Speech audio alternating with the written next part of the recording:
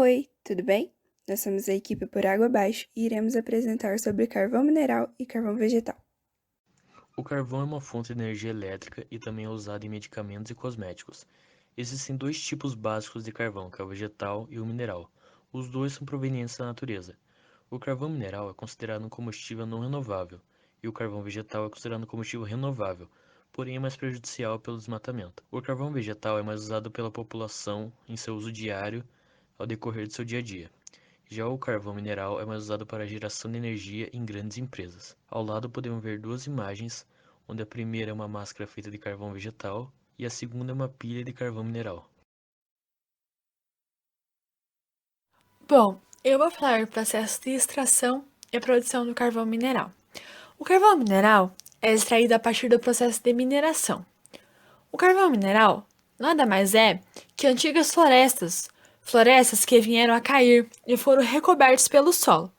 A madeira especificamente, ela tem um teor de carbono na casa dos 50%, ou seja, 50% de massa de uma árvore é carbono.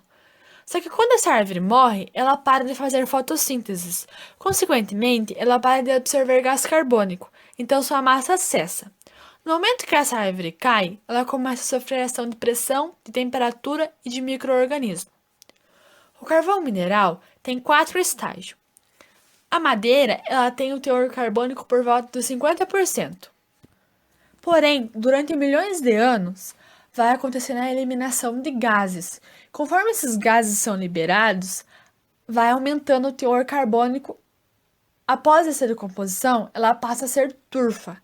Mas esse estágio ainda é meio superficial, não é tão profundo, com cerca de 60% de carbono. Já o lito tem 70% de carbono. Esse carvão costuma ficar embaixo do solo e ele continua liberando gases e aumentando o teor de carbono. A hulha tem o teor carbônico de 80 a 90% e é o carvão mais importante comercialmente falando, pois ele passa por um processo de destilação seca. E essa destilação vai liberar gases, vai escorrer um líquido e vai sobrar um sólido. Os gases liberados seriam o nitrogênio, o metano, o monóxido de carbono.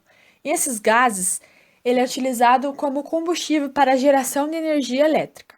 Os líquidos liberados têm dois estágios: as águas amonicais, que é de onde tiramos o nitrogênio e extraímos o alcatrão. O sólido é o coque, e ele é utilizado na obtenção de ferro. O antracito é o quarto estágio do carvão.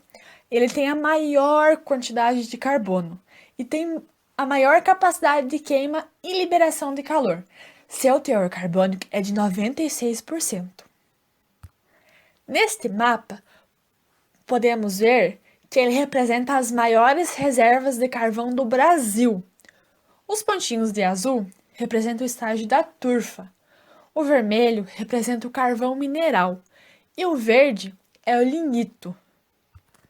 Aqui temos um tipo de fluxograma, onde representa o ciclo produtivo de energia a partir do carvão mineral.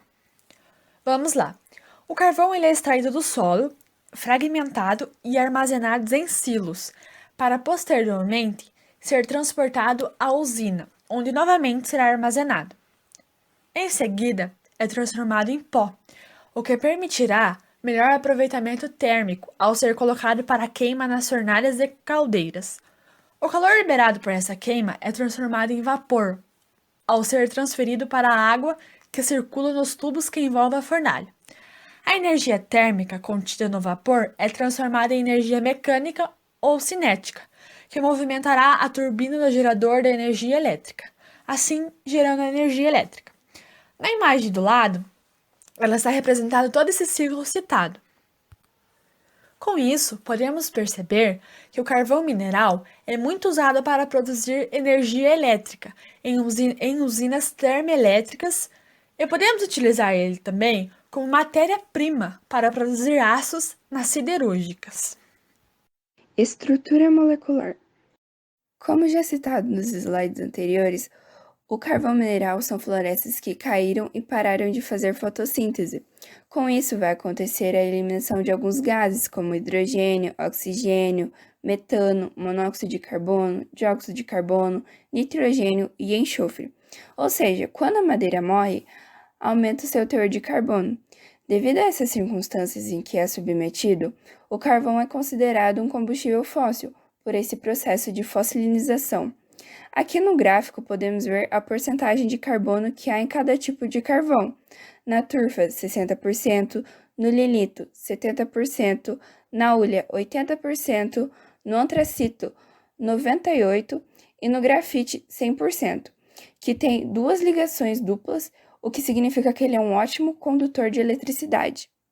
Como o carvão mineral vem da madeira, podemos representar pelos mesmos componentes da madeira, só que por ser um combustível fóssil, ele vai apresentar enxofre na sua fórmula.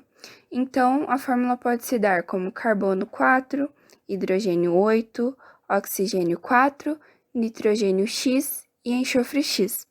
Se supormos que a fórmula seja proporcional e usarmos a hulha que tem 80% de carbono na sua composição, teremos carbono 80, hidrogênio 160, oxigênio 80, nitrogênio 20x e enxofre 20x. Além dos referidos impactos da mineração, a queima de carvão em indústrias e termoelétricas causa graves impactos socioambientais, dentre os quais se destacam o dióxido de enxofre e os óxidos de nitrogênio. Além de prejudiciais à saúde humana, esses gases são os principais responsáveis pela formação da chuva ácida, que provoca acidificações do solo e da água.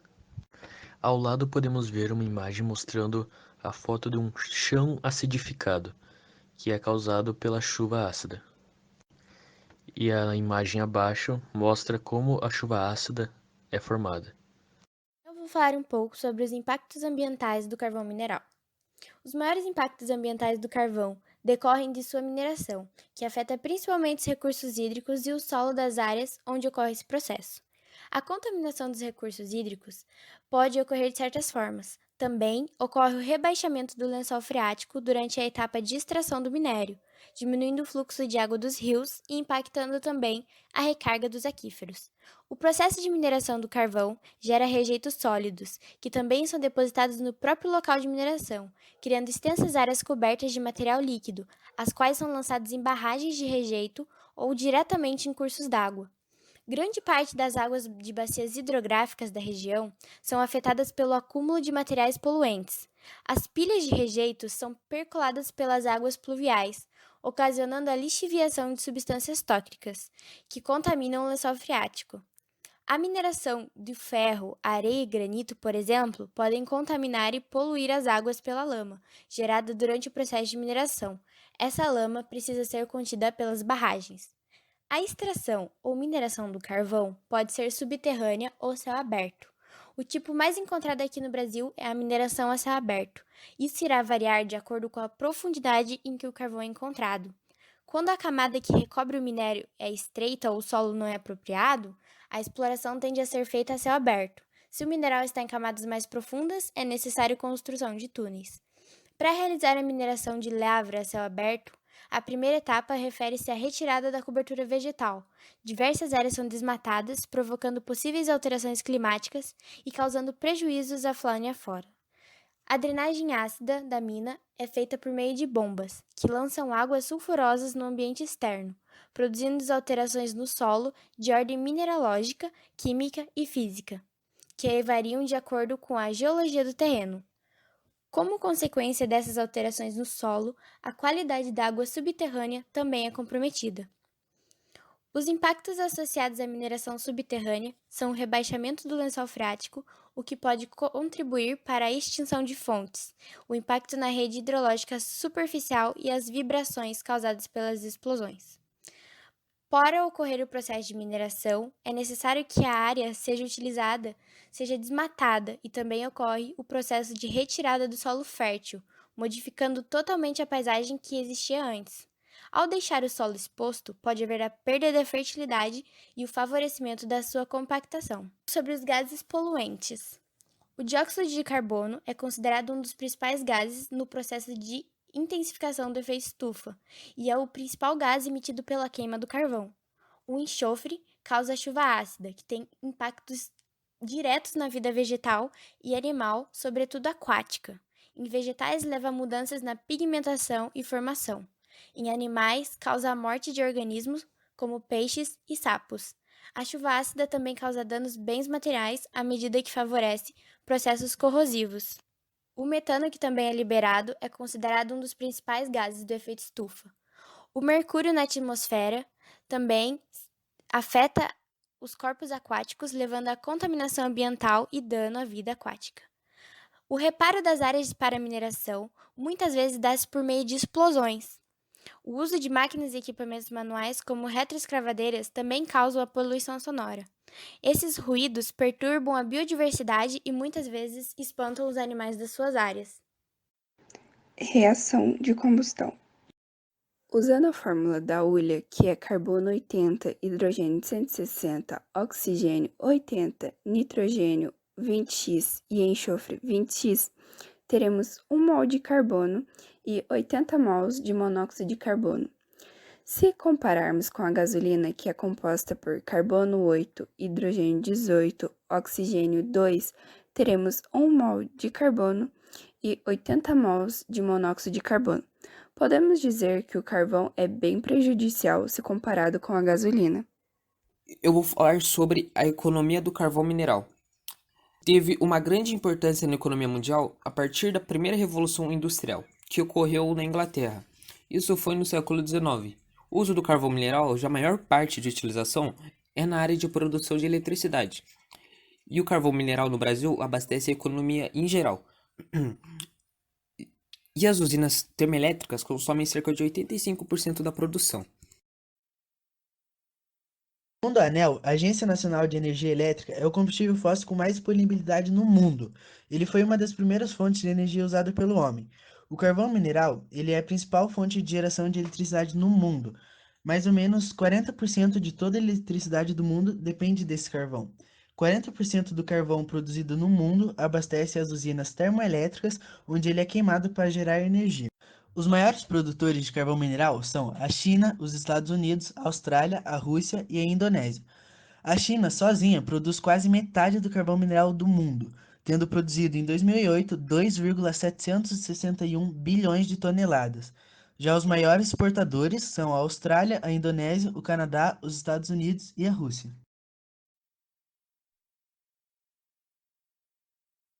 Então agora eu vou falar do processo de extração e produção do carvão vegetal.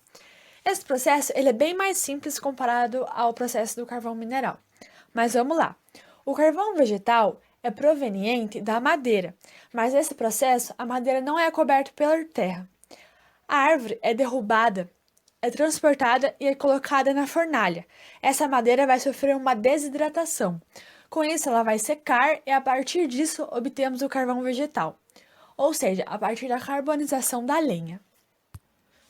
Podemos perceber que o carvão vegetal é usado como combustíveis de aquecedores, lareiras, churrasqueiras, fogões a lenha. Além disso, ele ajuda na saúde. Por exemplo, existe remédio de carvão, máscara de carvão vegetal. E pesquisando também, encontrei que o carvão vegetal ele também é utilizado por alguns métodos na medicina. Estrutura molecular. Assim como já comentado, o carvão vegetal é proveniente da madeira, mas não passa pelo processo de fossilinização. Por esse motivo, não tem enxofre em sua fórmula. Então, podemos usar a fórmula da madeira. Assim, teremos carbono 4, hidrogênio 8, oxigênio 4 e nitrogênio X. Se supormos que a fórmula seja proporcional e usarmos carbono 50% em sua composição, que é a porcentagem da madeira, teremos carbono 50, hidrogênio 100, oxigênio 50 e nitrogênio 12x. Durante a combustão de biomassa são emitidos para a atmosfera gases, poluentes e partículas de aerosol. Essas partículas afetam os processos de microfísica e dinâmica de formação das nuvens. As queimas soltam produtos químicos no ar como monóxido de carbono, óxidos nitrosos, hidrocarboneto e partículas de aerosóis. Eu sou Stephanie e vou falar um pouco sobre os impactos ambientais do carvão vegetal. A produção do carvão vegetal é a fonte de renda de várias famílias em zonas rurais, mas essa produção tem alto custo ambiental. O carvão vegetal é produzido a partir da vegetação da mata nativa, no caso, a caatinga, que vem sendo desmatada irregularmente por ser usada na carbonização. Essa é uma das maiores causas de desmatamento na região. Por ser fundamental para a indústria siderúrgica, o carvão tem importância econômica para o país. Por isso, carvoarias ilegais se formam, oferecendo péssimas condições de trabalho e um pagamento muito baixo do salário mínimo. Com o desmatamento ao redor do Rio São Francisco para a produção do carvão vegetal, perde a mata que protege o solo, provocando o assoreamento. Com a retirada da mata local, influencia também na parte das chuvas e causa também erosão e a redução da biodiversidade, com os animais perdendo seu habitat, devido à extração de madeira. Reação de combustão. Usando a fórmula do carvão vegetal, que é carbono 50, hidrogênio 100, oxigênio 50 e nitrogênio 12x, teremos 1 mol de carbono e 50 mols de monóxido de carbono. Se compararmos com o etanol, que é composto por carbono 2, hidrogênio X e oxigênio, teremos 1 mol de carbono para 2 mols de monóxido de carbono. Mesmo o carvão vegetal sendo menos poluente, ele ainda continua sendo bem poluente ao meio ambiente. Então, agora eu vou falar sobre a economia do carvão vegetal. O carvão vegetal já tem uma grande importância nos setores da economia, como mostra o gráfico abaixo. 89,20% é as áreas industriais, 9,44% é as áreas residenciais, 1,26% são as áreas comerciais, 0,10% é nas áreas agropecuárias e 0,00%, que é nada praticamente, é nas áreas públicas. Então, o Brasil é o maior produtor da região e é também o país que mais produz carvão vegetal no mundo. Produziu 6,2 milhões de toneladas em 2015. E 90% do carvão vegetal vem da madeira e é utilizado pelo setor industrial. De acordo com o relatório da FAO, em 2010, cerca de 71% das necessidades energéticas primárias da América Latina foram cobertas com energia que vem da madeira. Os egípcios usavam para purificação de óleos e também para recursos medicinais. O uso dessa substância do carvão vegetal foi intensificando e, junto com a evolução da tecnologia, ele revelou outras possibilidades da aplicação do carvão. Os indígenas brasileiros faziam uso para misturar com gorduras animais para remoção de doenças, como tumores e úlceras malignas. Na Segunda Guerra Mundial, ele foi usado para remover gases tóxicos. Como mostra no segundo tópico, ele tem uma característica absorvente, que possui a capacidade de interagir quimicamente e reter materiais sobre a superfície dele. Contudo, impactos ambientais e fórmulas de combustão, podemos considerar o carvão vegetal e mineral um dos mais poluentes usados. Outros malefícios citados é a chuva ácida, que cai nos rios, mares e lagos, acidificando essa água e prejudicando a vida marinha de peixes e de algas. A chuva ácida acaba poluindo a água potável também, já que pode cair nos reservatórios de água, poluindo essa água e tornando impróprio para o nosso uso. Com todos os gases liberados pelo carvão, a respiração de muitas pessoas podem ser prejudicadas, não só da população, mas a respiração dos trabalhadores de minas e das pessoas que trabalham com carvão vegetal é muito prejudicada pelos gases liberados na queima ou pelos gases liberados até chegar no carvão. Mas aí surge uma questão. Já que o carvão é tão prejudicial à saúde, por que ele ainda é tão usado? A resposta é simples. O carvão é considerado uma energia suja, que é prejudicial à saúde. Porém, ela é muito fácil de ser produzida. Já as energias limpas, por exemplo, a energia solar e eólica, são muito mais difíceis de ser produzida. Por isso, ainda usamos muito o carvão. Referência dos conteúdos, imagens e gráficos. Trabalho apresentado por Stephanie, Matheus, Rian, Isael, Kemily e Emanuele. Agradecemos a sua atenção.